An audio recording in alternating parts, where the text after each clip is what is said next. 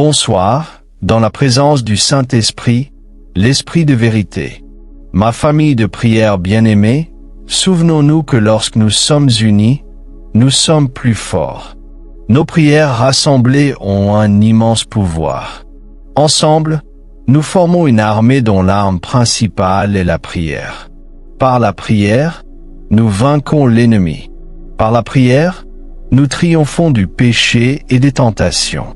Par la prière, nous avançons dans la vie, car la prière est la clé maîtresse qui ouvre les portes célestes. C'est pourquoi je prie, c'est pourquoi tu pries, et c'est pourquoi nous prions ensemble. Ensemble, nous formons une église vivante, même à distance, unie par la foi et par la présence de Dieu. Quelle joie de pouvoir être un guide spirituel pour ta vie et de te compter parmi les brebis de cette communion spirituelle. Que Dieu bénisse nos vies. Permets-moi de te demander, comment vas-tu? Comment s'est passée ta journée? C'est une question simple, mais pleine d'amour et d'attention. J'espère que ta journée a été belle, productive, et que ta soirée sera remplie de paix et de lumière, dans la présence de Dieu. Avant de commencer à parler, j'ai demandé à Dieu une parole. Il m'a conduit à méditer sur l'histoire d'une femme de la Bible. Cette histoire sera une réponse pour ta vie, une révélation divine pour ta maison.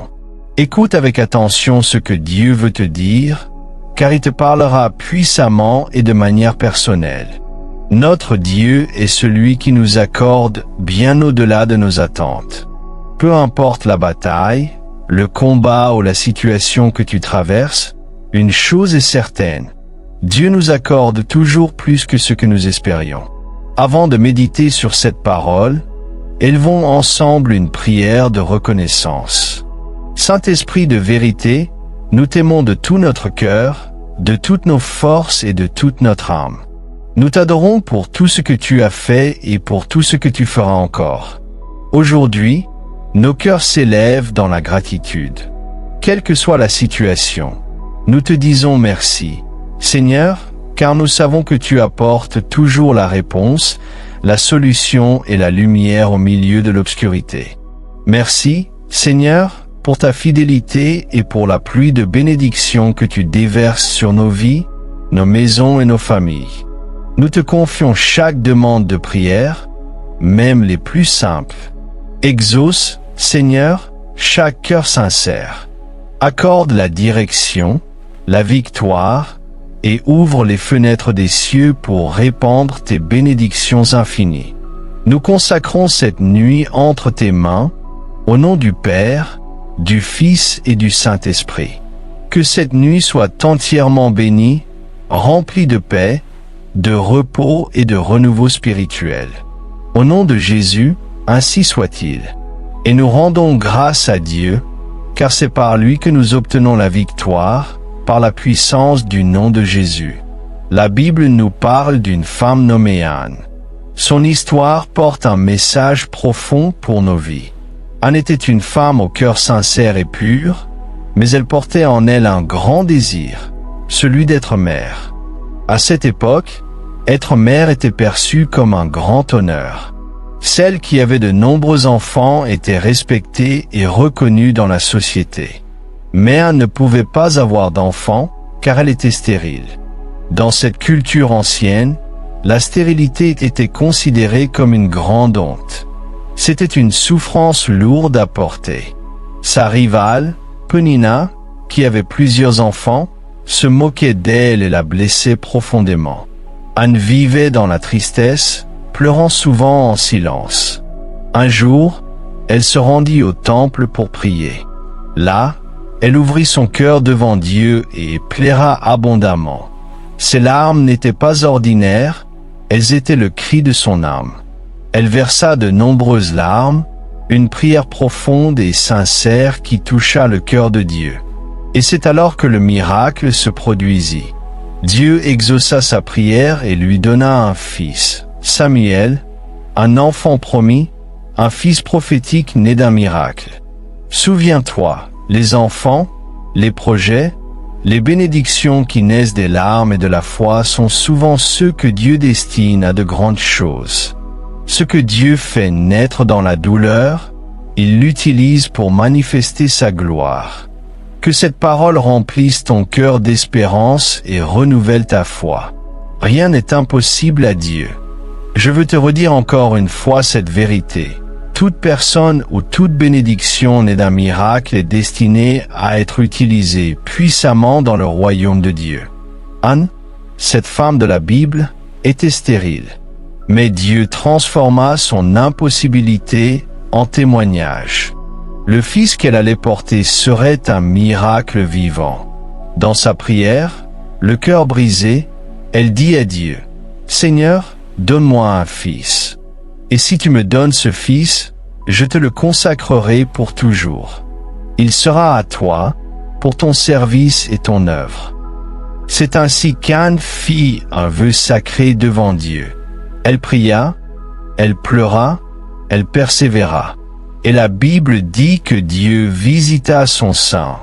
Peu à peu, sa promesse prit forme. Le premier mois passa, puis le deuxième, puis le troisième.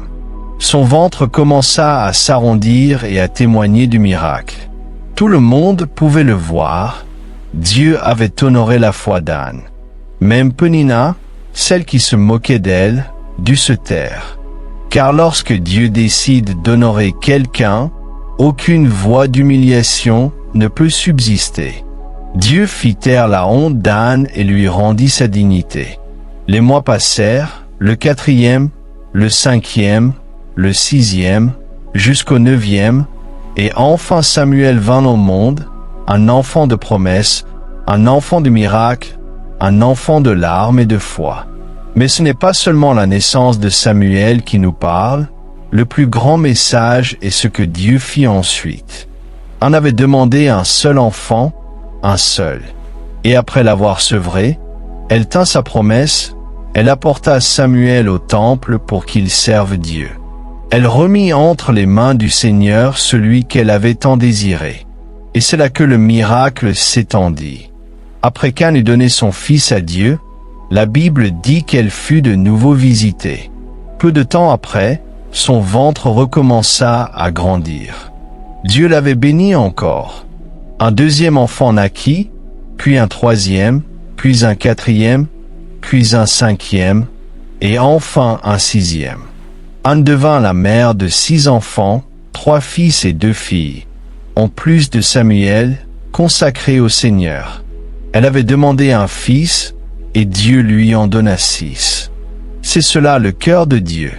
Quand tu lui donnes ce que tu as de plus précieux, il multiplie ta bénédiction au-delà de toute attente. Quand tu offres ton Samuel, Dieu ouvre le ciel et te donne 5 fois plus. Dieu te dit aujourd'hui, ce que tu m'as demandé, je te l'accorderai. Mais je te donnerai aussi bien plus que ce que tu as demandé. Tu as demandé une bénédiction, Dieu te donnera cette bénédiction et 5 autres en plus. Tu as prié pour une seule porte, Dieu en ouvrira plusieurs à la fois. Il est écrit dans Éphésiens chapitre 3 verset 20. Or, à celui qui peut faire infiniment plus que tout ce que nous demandons ou pensons, selon la puissance qui agit en nous. Oui, Dieu est le Dieu du plus. Tu demandes une chose, et il te donne au-delà. Tu pries pour une victoire, et il t'en accorde une multitude. Tu veux un miracle, et il transforme ta vie entière. Écris-le dans ton cœur, Dieu est fidèle. Dis-le à voix haute, Dieu est fidèle. Il est fidèle pour te donner au-delà de ce que tu imagines. Anne demanda un fils, et Dieu lui donna 6. Ce qu'elle n'avait pas demandé, Dieu le lui offrit comme un bonus du ciel. Et ce que Dieu fit pour Anne, il veut le faire aussi pour toi. Tu as prié, tu as pleuré, tu as persévéré. Mais le Seigneur te dit aujourd'hui, c'est maintenant le moment de ton miracle. Lorsque Dieu décida de visiter Anne, les bénédictions se succédèrent sans interruption. Un enfant après l'autre, une joie après l'autre. Et ainsi, Dieu te promet aujourd'hui, tu vivras une bénédiction après l'autre, une victoire après l'autre. Chaque jour, Chaque semaine, chaque mois deviendra le témoin de nouvelles grâces. En janvier, Dieu te bénira. En février, une plus grande bénédiction viendra. En mars, encore une autre. En avril, une autre encore. Et ainsi de suite, tout au long de l'année et pour les années à venir. Des bénédictions successives, des victoires continues, des miracles en cascade, voilà le plan de Dieu pour ta vie. Mais il faut croire, espérer et déclarer avec foi. Seigneur, je reçois ton meilleur pour ma vie. Cette parole est une promesse. Et Dieu, qui est le même hier, aujourd'hui, éternellement, accomplira ce qu'il a dit. Seigneur mon Dieu, tu es le Dieu d'Anne, celui qui a ouvert le sein de la stérile, celui qui transforme la douleur en témoignage. Rien n'est trop difficile pour toi. Regarde chaque cœur qui t'élève une prière en ce moment. Regarde celui ou celle qui attend une réponse, qui espère un signe, qui croit malgré les larmes. Père, comme tu as visité Anne, visite maintenant ton peuple. Ouvre les portes fermées, apporte la guérison, restaure la paix, multiplie la joie. Accorde bénédiction sur bénédiction, victoire après victoire. Qu'une pluie de grâce se déverse sur chaque foyer, chaque âme, chaque vie. Qu'il y ait des Samuels spirituels, des fruits miraculeux qui naissent dans les maisons, dans les cœurs, dans les projets de ton peuple. Nous croyons, Seigneur, que tu feras infiniment plus que ce que nous demandons ou pensons, selon ton pouvoir glorieux qui agit en nous. Nous te remercions dès maintenant, au nom du Père, du Fils et du Saint-Esprit. Amen. Amen et gloire à Dieu. Souviens-toi, tu es né pour vaincre, pour recevoir les promesses de Dieu et pour témoigner de sa fidélité. Ce que tu as demandé, Dieu te le donnera, et ce que tu n'as même pas osé demander, il te le donnera aussi, 5 fois plus. Que le Seigneur te bénisse abondamment et que sa paix t'accompagne cette nuit et tous les jours de ta vie.